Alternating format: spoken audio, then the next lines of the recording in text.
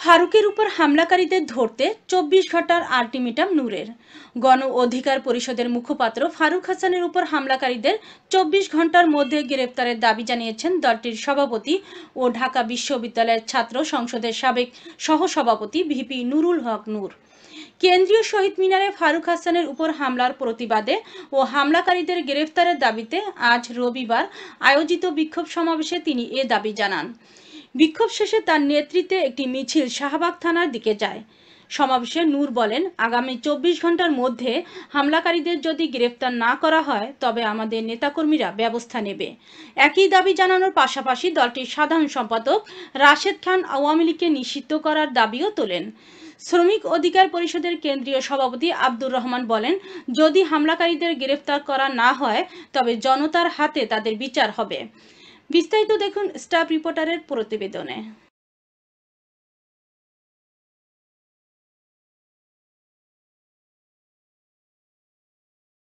বিপ্লবী পরিষদ নামক একটি সংগঠনের কর্মসূচিতে আমন্ত্রিত অতিথি হিসেবে এসে বক্তব্য দেওয়ার শেষ পর্যায়ে আমরা লক্ষ্য করেছি, আপনারা যারা উপস্থিত সাংবাদিক ছিলেন তারাও দেখেছেন, একটি ছেলে বাদিক থেকে এসে পেছন থেকে দুটি লোক ফারুক হাসানের বক্তব্যে প্রতিক্রিয়া দেখিয়েছে এবং মঞ্চের ওই প্রোগ্রামের সভাপতি নাকি ফারুক হাসানকে বলেছিল যে ছাত্রদলের ছেলেরা আপনার বক্তব্য খেপেছে।